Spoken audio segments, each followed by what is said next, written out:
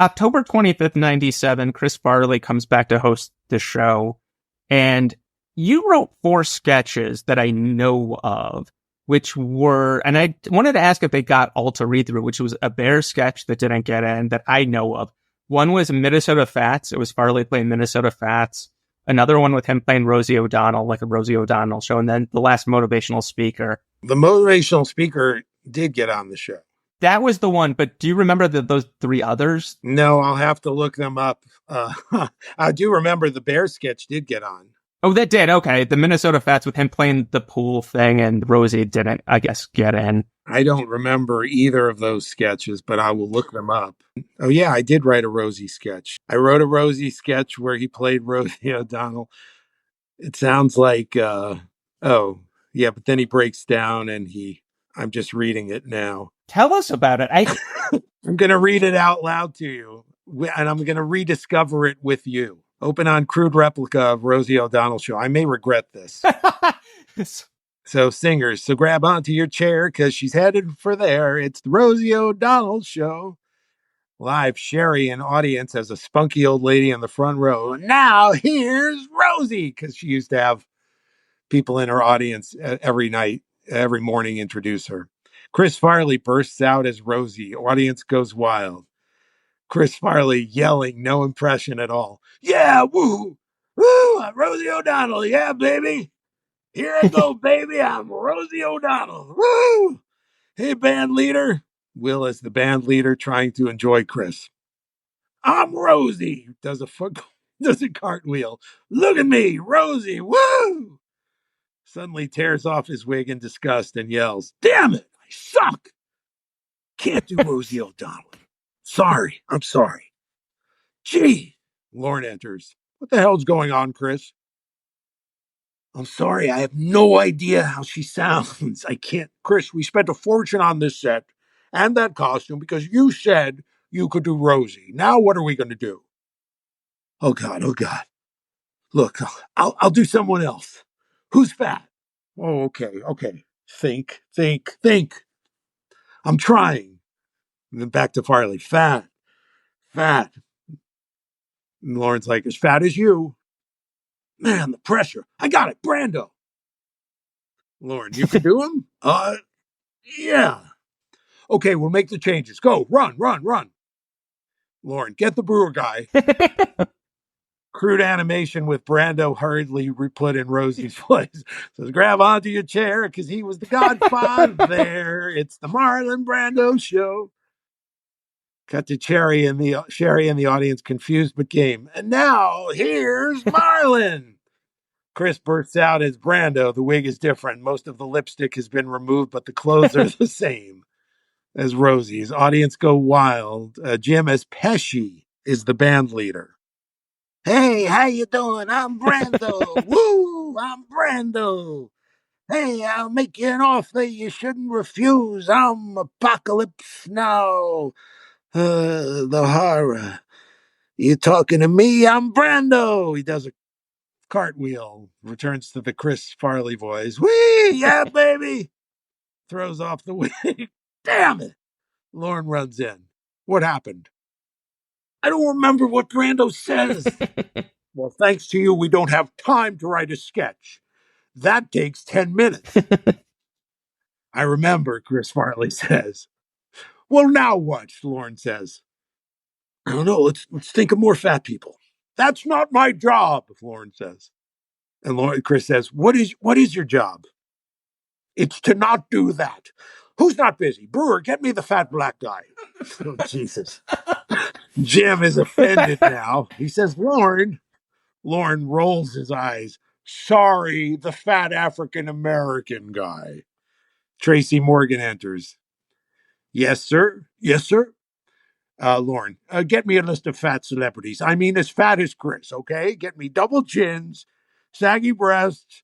Pregnant women are okay. I need fat. I mean, ridiculously fat. Tighten on Chris Farley, troubled as Lauren's line repeats. So now we're tightening on Chris's face. Ridiculously fat. Ridiculously fat. Widen to reveal Lorne still next to Chris Farley. He has been saying this line over and over. So it's pretended it was a voiceover, but he's actually just saying it over. Ridiculously fat, ridiculously fat, ridiculously fat. All right, enough. Chris interrupts him. We get it. The set darkens. Chris is in a spotlight. Chris sings, "Why must I always be the fat guy?" I'm making up a tune right now. Uh, why must I dance the fatty dance? There's a whole world of thin people that I could play if you'll only give me half a chance. Over Chris Farley's shoulder, a photo of Chris mocked up as Pee Wee Herman appears. I can do a wicked Pee Wee Herman. Photo switches to Chris as Richard Gere. I can play a delicious Richard Gere. Switches to Chris with curly hair and isotoner gloves. Ah, but no one will see my Dan Marino. Just 'cause my belly goes out to here. Rhymes with Richard Gere. As Chris continues singing, Lorne and Tracy off stage.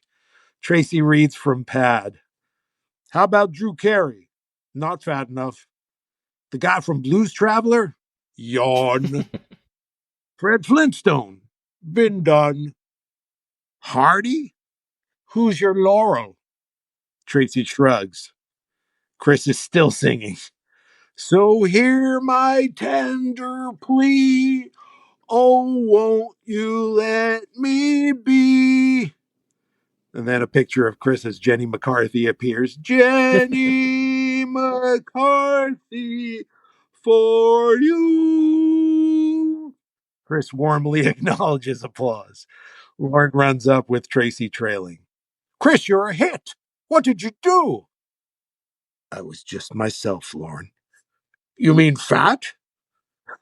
Chris nods and they hug. Lorne turns to Tracy.